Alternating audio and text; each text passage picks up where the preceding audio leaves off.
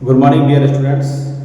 देखो मेरी आवाज़ तो शायद गूंज रही होगी और सारी सुविधाएं उतनी नहीं है, लेकिन मैं प्रयास करता हूं कि गुजकेट के कुछ टिप्स आपको बताने का प्रयास करता हूं।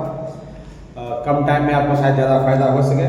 अगर मैं रिलेशन फंक्शन की बात करता हूँ, एक बात समझ लो कि अगर ए तुम्हारे पास एक सेट है जिसके अंदर ए बी दो मेंबर है और बी एक सेट है जिसके अंदर A B P Q R का पी क्यू आर तीन मेंबर है, तो इसमें क्या पूछ सकता है आपसे ये पूछ सकता है कि नंबर ऑफ रिलेशंस कितना होगा, नंबर ऑफ रिलेशंस बताओ। तो हो जाएगा ये हो जाएगा, इसमें तो कुछ एम बोलते हैं, लेफ्ट में अगर इस तरह से लिखा हुआ है ए और B F such that A to B, यानी कि इनपुट में ए लेना है आउटपुट में बी लेना है। तो यहाँ पे अगर इसमें आ गया ए और बी, इसके अंदर आ गया पी क्यू आर, तो एम हो गया यहाँ पर 2 और एन हो गया यहाँ पर 3। अब क्या पूछ सकता है नंबर ऑफ रिलेशंस, तो ये होता है 2 पावर में एम एन, यानी कि 2 पावर में 2 into 3 या 2 पावर में 6, आई थिंक 64 उसका आंसर हो जाएगा। इसे पूछ सकता है कि नंबर ऑफ फंक्शंस बता दो कि भाई नंबर ऑफ फंक्शंस कितना हो सकता है, तो ये होता है n पावर में m, यानी n कितना है 3 और पावर में m पावर में 2, तो कितना हो गया 3 3 9, तो 9 हो जाएगा। ये पूछ सकता है कि एक चीज जान जाओ कि नंबर ऑफ रिलेशंस जो होता है ना वो हमेशा नंबर ऑफ फंक्शन से ज्यादा होता है, नंबर ऑफ फंक्शन से ज्यादा होता है, यानी कि 2 power m n greater than equal to n power m। इसको इस तरफ ले आओ तो 2 power m n minus n power m greater than equal to 0। तो ये भी सवाल पूछ सकता है ऐसे रिलेशंस के बारे में बताओ, दिख रहा है ना, ऐसे रिलेशंस के बारे में बताओ जो नंबर ऑफ फंक्शंस नहीं बन, नंबर ऑफ फंक्शंस ऐसे बताओ, नंबर ऑफ फंक्शंस बताओ, सॉरी नंबर ऑफ रिलेशंस बताओ व्हिच आर नॉट फंक्शन, ये फंक्शन नहीं बन पाए, तो यही आंसर आ जाएगा जो यहाँ 2 power m n minus n power m, value pass करो। यहाँ पे तुमने सॉल्व किया होगा 64, यहाँ पे 9, तो 64 माइनस 9 आई थिंक 5 और 5 है 55 हो जाएगा। इसका ये मतलब हो गया, इसका ये मतलब हो गया कि नंबर ऑफ रिलेशंस इतने हैं जो कि फंक्शन में पार्टिसिपेट ही नहीं कर पाए, ये चीज हो गया। इससे भी पूछ सकता है, और इसमें इधर वाले को बोलते डोमेन, इधर वाले को बोलते कोडोमेन। अच्छा नंबर ऑफ कोडोमेन, इधर वाले को बोलते डोमेन, तो नंबर ऑफ डोमेन, अगर नंबर ऑफ कोडोमेन हो जाए, कोडोमेन हो जाए एग्जैक्ट कोडोमेन, यानी कोडोमेन का मतलब हो गया राइट साइड वाला, सारे के सारे लोग। तो नंबर ऑफ डोमेन और ये दोनों सेम हो जाए, मान लो इसके अंदर भी 3 मेंबर है, इसके अंदर भी 3 मेंबर है, सेम टू सेम है, तो ऐसे हालत में क्या हो सकता है कि 1-1 होने का चांस हो जाता है। यानी कि इधर समझ लो कि ए बी सी है, इधर पी क्यू आर है, तो ये तो बिल्कुल सेम आ रहा, तो ये यहाँ 1-1 तो हुआ ही हुआ, 1-1 तो हुआ ही हुआ, 1-2 भी हो जा रहा है। अब 2026 के बोर्ड ने क्या सवाल पूछा था, ध्यान देना, 2026 के बोर्ड में क्या सवाल पूछा था कि इधर दे दिया था तुमको ए बी सी डी, इधर से मान लो कि 4 नंबर दे दिए मान लो, और इधर दे दिया 5 number P Q are R S T, यानी कि एम हो गया हमारे पास 4 और एम हो गया हमारे पास 5, दिख रहा है ना।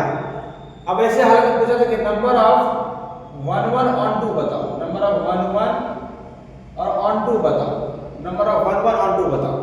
तो जब 1-1 ऑन 2 का क्या मतलब होता है कि राइट साइड में ये 1-1 कर देता हूं मैं, ये एक ऐसा बंदा है जो खाली रह जा रहा है, इसका कोई इधर जो कोडोमेन में, इधर डोमेन में जो है उसका कोई मेंबर होगा ही, अगर इसे जैसे एक्स्ट्रा करेंगे तो ये क्या आएगा, अभी क्या इस हालत में इनटू है, अभी इस हालत में क्या है नॉट ऑन 2 है।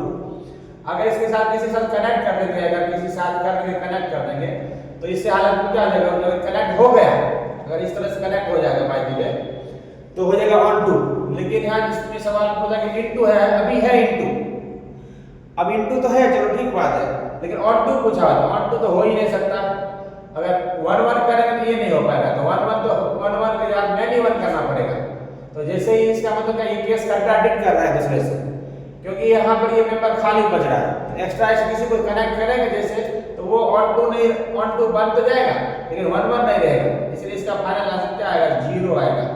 ये ध्यान देना, जो सवाल में पूछा था 2026 के गुजरात बोर्ड में सवाल पूछा था। तो इस तरह से हमने ये कंसेप्ट समझा, नंबर ऑफ रिलेशन समझा। अब इसके ऊपर से जानबूझ करके पूछता है इक्विवेलेंस रिलेशन के ऊपर एक जोरदार सवाल पूछता है, लगता है कि इक्विवेलेंस रिलेशन नहीं है, वो भी समझा देता हूँ कि अगर अपने को मान लो कि एक सेट है, इसके अंदर ए बी सी है। अब यहां से क्या कर दिया है, एक रिलेशन ले लिया ए बी बी और सी सी। अब इसको पूछता है, जानबूझ के पूछता है कि बताओ ये क्या है। ये ध्यान देना, इसमें देखने में रिफ्लेक्सिव लग रहा है लेकिन टिक लगाना है तुमको इक्विवेलेंस के ऊपर। ये ध्यान देना, इक्विवेलेंस रिलेशन होगा, ये इक्विवेलेंस में टिक लगाना। दूसरी बात, अभी इसको क्या करता है, जानबूझ के ए बी सी को हटा करके मान लो पाई कर देता है, फिर पाई स्क्वायर कर देता है, फिर पाई का क्यूब कर देता है, ऐसे कर देता है। और फिर यहाँ पे पाई पाई कर देता है, यहाँ पाई कर दिया, पाई कर दिया, पाई स्क्वायर कर दिया, पाई स्क्वायर कर दिया, और यहाँ पर पाई का क्यूब कर दिया, पाई का क्यूब, ऐसे बदल देता है तो भी इक्विवेलेंस रिलेशन रहेगा। फिर इस क्या करता है, पाई को हटा के ई कर देता है, ई स्क्वायर, ई का क्यूब, तो भी अगर ये है और रिलेशन के सारे लोग साथ साथ आ रहा है, ई स्क्वायर, ई का क्यूब, ऐसे हालत में भी इक्विवेलेंस रिलेशन होगा। तो अपने को कैसे मालूम पड़ेगा कि इक्विवेलेंस रिलेशन, ये तो तीनों का यहाँ तीन है, यहाँ के तीनों पेयर में साथ में है तो इक्विवेलेंस रिलेशन हो जाएगा। और इसके अलावा कुछ और एंटर करा दिया, इसके अलावा 3 के बाद कोई और मेंबर एंटर करा दिया तो हमें फिर रिफ्लेक्सिव, सिमेट्रिक, ट्रांजिटिव चेक करना पड़ता है। समझ में आया? ये ध्यान देना, अगर खाली 3 चीज यही है तो तुमको इक्विवेलेंस टिक लगाना है। इसके बाद 3 के अलावा और कोई एक मेंबर दे दिया तो तुमको फिर रिफ्लेक्सिव तब हो जाएगा, ये रिफ्लेक्सिव हो जाएगा, फिर पार्टिटिव, सिमेट्रिक, ट्रांजिटिव चेक करेंगे। अच्छा, ट्रांजिटिव के लिए बड़ा खास बात ये होती है ट्रांजिटिव के लिए कि मान लो तुम्हारे पास एक सेट है, 1 2 है, यहाँ पे 3 4 है और यहाँ पे 5 6 है। देखो 2 से कोई चालू नहीं हो रहा है, देखो ध्यान देना, 2 से कोई स्टार्ट नहीं हो रहा है, यहाँ 4 पे खत्म हो रहा है, 4 से कोई स्टार्ट नहीं हो रहा है, ये 6 पे खत्म हो रहा है, 6 पे कोई स्टार्ट नहीं हो रहा है। ऐसे हालात में भी हम लोग तब क्या करते हैं, ट्रांजिटिव पे टिक लगा देते हैं। फिर से समझ लो क्या वो कहना चाह रहा हूँ मैं कि मान लो यहाँ पर 2 है, 2 पे एंड हो रहा है, 2 से और कोई चालू नहीं हो रहा है, ये 4 पे खत्म हो रहा है, 4 से कोई चालू नहीं हो रहा है, ये 6 पे खत्म हो रहा है, 6 से कोई चालू नहीं हो रहा है। ऐसे हालात में हम इसको ट्रांजिटिव रिलेशन पे टिक लगा सकते हैं, इसका खास ध्यान देना, ठीक है कि नहीं। बाकी तुम रिफ्लेक्टिव समझते हो कि ए अगर आ रहा है, दोनों मेंबर सेम आ रहे हैं रिलेशन में तो ये रिफ्लेक्सिव हो जाएगा, ये रिफ्लेक्सिव हो जाएगा। अगर सिमेट्रिक के लिए क्या करना है कि यहाँ से ए बी है, यहाँ पर बी ए है तो इसका मतलब ये सिमेट्रिक हो जाएगा। और ट्रांजिटिव में अगर ए बी है, बी से चालू होना चाहिए, बी सी है, ये दोनों को डिलीट कर दो, ए सी है तो ये ट्रांजिटिव हो जाएगा। और ये तीनों हाँ है, अगर तीनों है, रिफ्लेक्सिव भी है, सिमेट्रिक भी है, ट्रांजिटिव भी है, तो इसका मतलब वो क्या हो जाएगा, इक्विवेलेंस हो जाएगा। अब हम एक और बात करते हैं 1 1 फंक्शन के ऊपर कि कौन 1 1 फंक्शन है, कौन 1 1 फंक्शन नहीं है, इसके ऊपर थोड़ा बात कर लेते हैं। तो देख लो 1 1 खाली मैं 1 1 करूंगा, अगर ए बी सी है और यहाँ पर मान लो पी क्यू आर एस है तो ये ए सेट है, ये बी सेट है, F set A to B दिखा रहे हैं। मैं भी बातें कर रहा हूँ सिर्फ 1 1 की, सिर्फ 1 1 फंक्शन की बातें कर रहा हूँ। तो 1 1 फंक्शन में हमें पी का यूज करना पड़ता है, परमुटेशंस का यूज करना पड़ता है। तो इसका आंसर आएगा, इसमें राइट साइड देखना है, राइट साइड का देखना कितना है तो 4 है, लेफ्ट साइड कितना 3 है, तो 4p3 है, फैक्टोरियल 4, इस दोनों का डिफरेंस कितना है, फैक्टोरियल 4 अपन में 1 का फैक्टोरियल यानी कि 24 इसका आंसर आ जाएगा। लेकिन अगर ठीक ऐसे काम करो, यहाँ ए बी सी करो और यहाँ पर डी करो, चलो, और यहाँ पे पी क्यू आर करो, ये ए सेट है और ये बी सेट है। ऐसे हालत में राइट साइड का मेंबर कमजोर है यानी कम है, राइट साइड कम है, देखना कि मैं बच्चों को बताता हूँ, ये मजदूर का हाथ है कातिया जो लोहे को पिघला के पानी बना देता है, तो ये राइट हैंड तुम्हारा क्या अगर कमजोर है तो उसका आंसर 1 1 में हमेशा 0 होगा। तो इसका आंसर सीधा सीधा 1 1 फंक्शन हो जाएगा, नंबर ऑफ 1 1 फंक्शन सीधा का सीधा 0 हो जाएगा। समझ में आया? यानी कि 1 1 फंक्शन तभी होगा नंबर जो आएंगे जब राइट हैंड मजबूत होगा, यानी राइट का सेट मजबूत होगा, यानी कि नंबर में ज्यादा होगा लेफ्ट से, तो 1 1 फंक्शन होगा। और कैसे करना है? अच्छा, हमेशा जो ज्यादा नंबर है यहाँ आएगा, यानी बाहुबली ऊपर आएगा और कटप्पा नीचे आएगा। समझ में आ गया? लेकिन अगर इसमें बात करेंगे तो देखो इसमें से क्या दिख रहा है कि 3 और P और 4 बाहुबली नीचे आ गया, कटप्पा ऊपर आ गया। भाई ऐसा होता ही नहीं है, इसलिए इसका आंसर 0 हो जाएगा। और दूसरी बात अगर यहाँ A B C है और यहाँ पे P Q R है, लेफ्ट और राइट दोनों में मेंबर अगर सेम है तो कुछ नहीं करना, जो दोनों दिख रहा है नंबर वही फैक्टोरियल कर दो। तो नंबर ऑफ 1 1 फंक्शन क्या हो जाएगा? 3 का फैक्टोरियल यानी 6।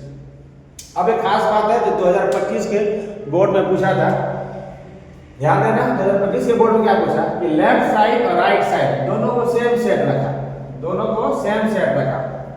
ये मान लो कि A सेट है जिसके अंदर n मेंबर्स है, 1 2 3 डॉट डॉट डॉट n। अब F such that A to A कर दिया और पूछा था क्या? Find number of onto function. तो जो भी नंबर दिख रहा होता है फैक्टोरियल कर दोगे तो भी तुम्हारा आंसर आ जाएगा। NPN करो या फिर n का फैक्टोरियल करो, सेम ही आंसर आ जाएगा। तो ये भी आंसर पूछा था गुजरात बोर्ड 2025 में। अब इसे बता रहा हूं क्योंकि इससे कनेक्टेड चीज वापस पूछा जा सकता है। अब एक नया कंसेप्ट बता रहा हूं जिसका नाम है बेल नंबर। ये 2026 के बोर्ड में पूछा था बेल नंबर।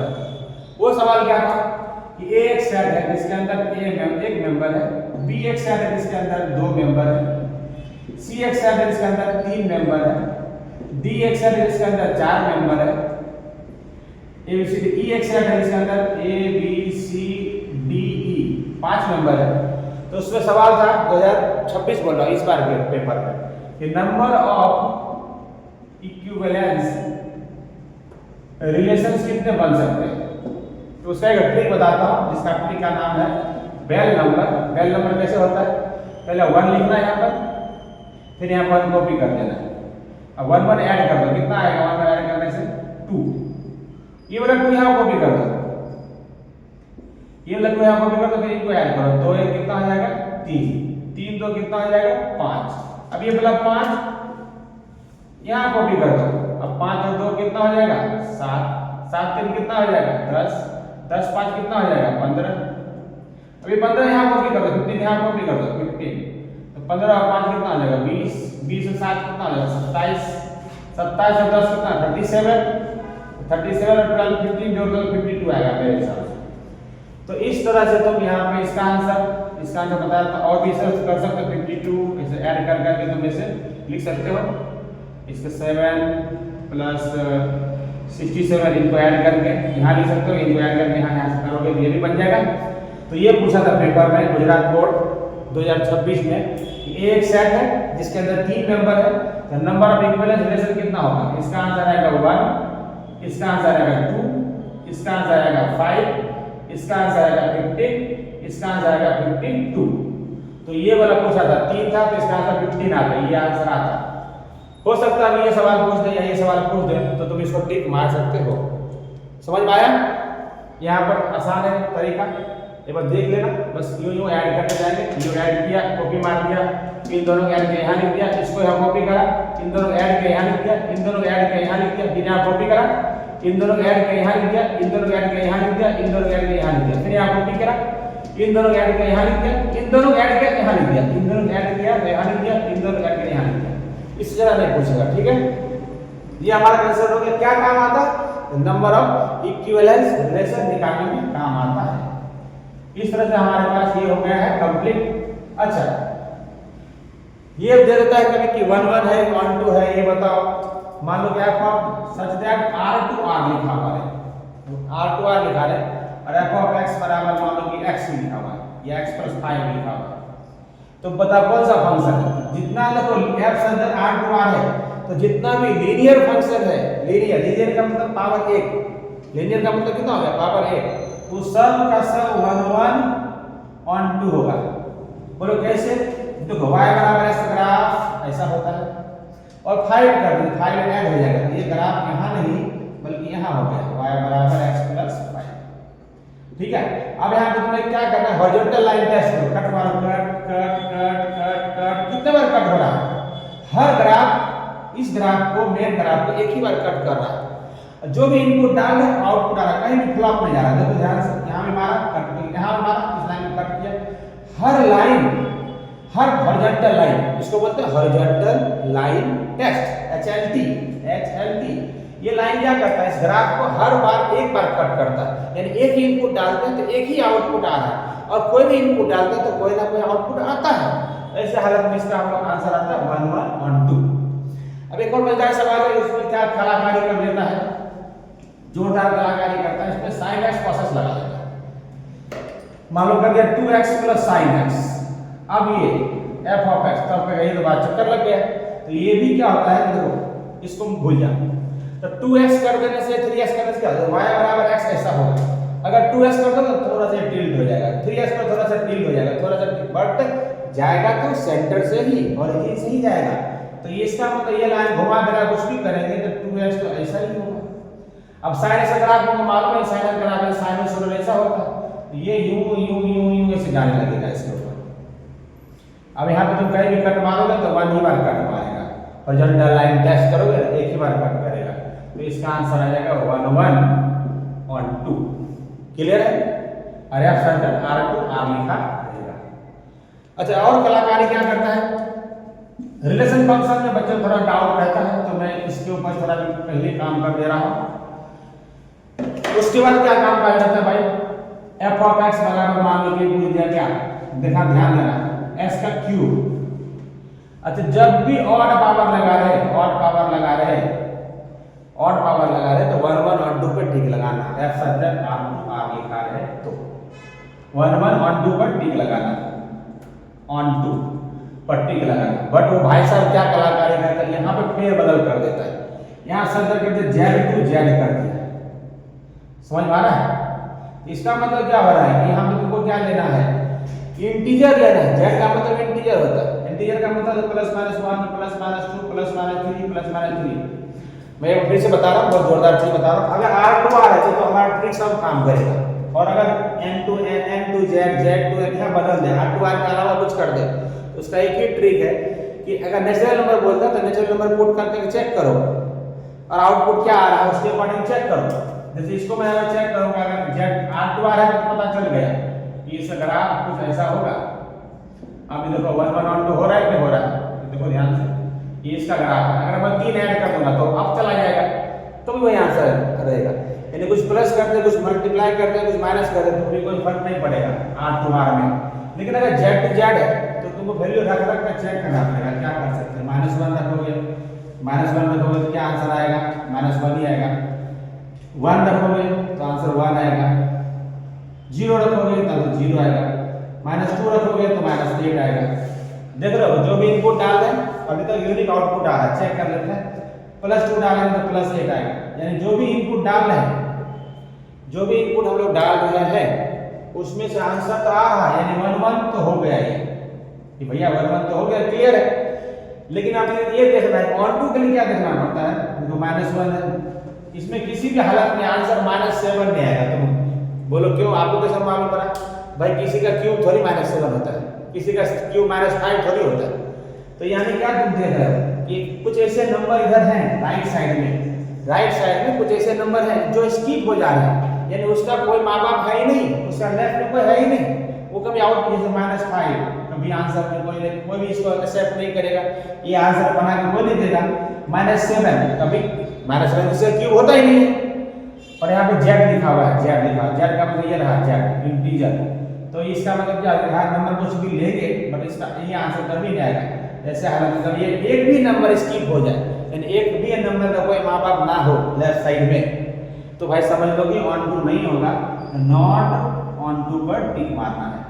मैं फिर से बताना चाह रहा हूँ कि अगर R2 आ रहा है तो ट्रिक काम करेगा, अगर Z to Z N to N ऐसा कुछ रहेगा तो तुमको क्या करना है, उसमें वैल्यू पुट कर करके देखना है कि राइट साइड क्या कमाल कर रहा है, राइट साइड तो मिक्स तो नहीं हो रहा है।